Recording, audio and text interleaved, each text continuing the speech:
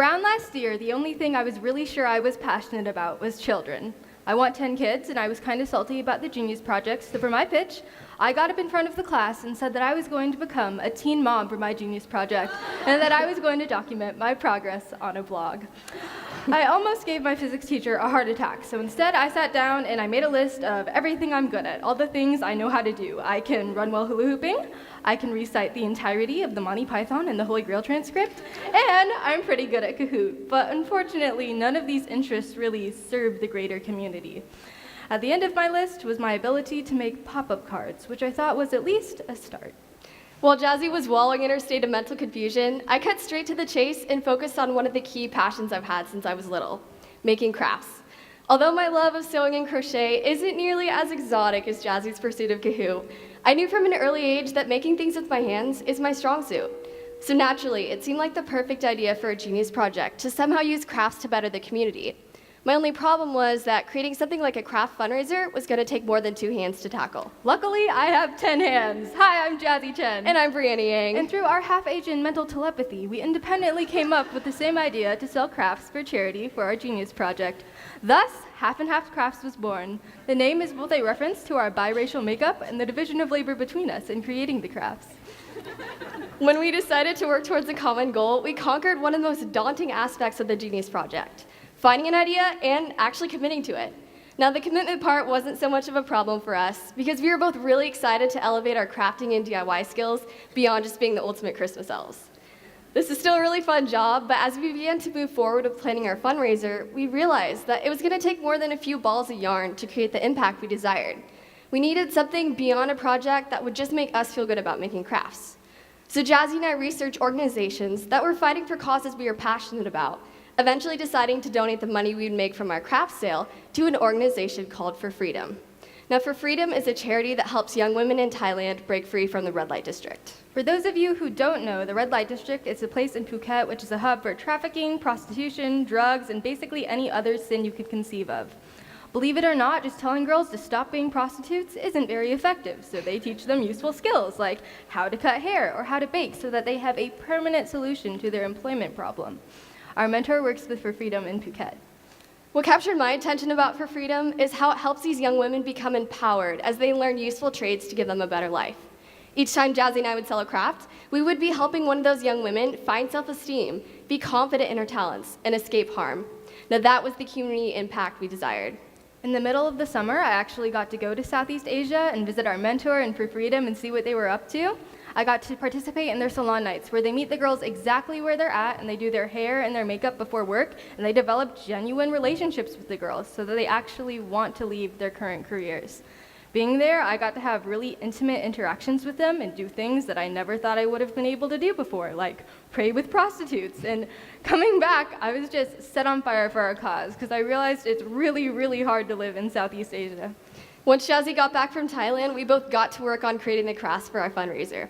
Being the ambitious people we are, we decided to make 12 different types of crafts, ranging from mini book boxes to jars of stars to paintings to crocheted Christmas stockings.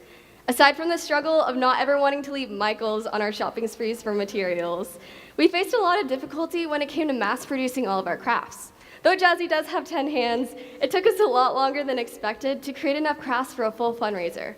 After an entire summer of folding origami stars and battling runaway globs and Mod Podge, though, we had a full craft inventory and we were ready to start selling. Christmas time is the season of giving, so we thought it would be most strategic to sell our crafts around the holidays as holiday gifts.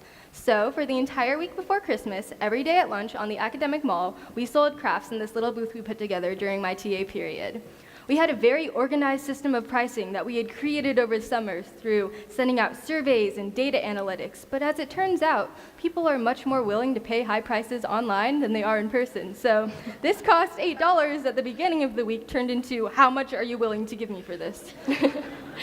As the extremely practical one, I was kind of worried about the system of pricing, as we had priced all of our crafts with a specific profit in mind.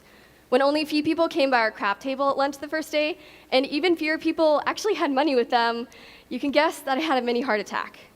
But we received numerous promises of, oh, I'll definitely buy something later in the week. We really hoped those people would follow through, but we needed something more to pull people into our craft table. Nothing gets people in the giving mood like Christmas carols, and unfortunately, Bree wouldn't let me belt "I Saw Mommy Kissing Santa Claus" a cappella, so instead we set up a speaker and took holiday song requests, and it really got everyone in the giving mood. The music really helped us communicate to the school that we were there to sell crafts, help a good cause, and spread some holiday joy. By the third day of our fundraiser, those people who had promised to come back actually kept their word, and even the campus monitors bought some Christmas cards and paintings to support our project. To our utter shock, we raised over $600 for freedom and ended up with many happy customers. We were so successful that we were going to do a similar sale in February so that people could buy gifts for their Valentine's gifts for their significant others, but let's face it, Sage Creek High School is a lonely hearts club and no one wanted to buy anything, so this is the end of our Genius Project. With our Genius Project coming to a close, Jazzy and I realized that although we shared the same interest in crafting, we ended up with very different takeaways from this 2-year journey. If I take nothing else away from the Genius Project, it is that you can take literally any interest you have and craft it, pun intended, to serve the greater community.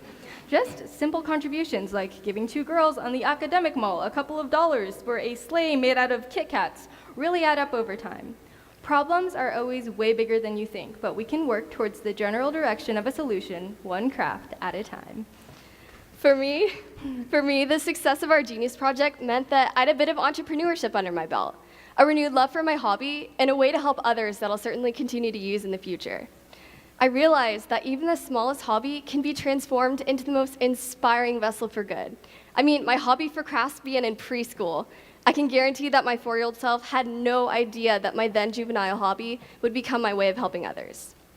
And it's not exactly part of my career plan at the moment to be a full-time crafter. I mean, my friends know me as the girl who's going into biomedical engineering, not the girl who's making and selling crafts for a living.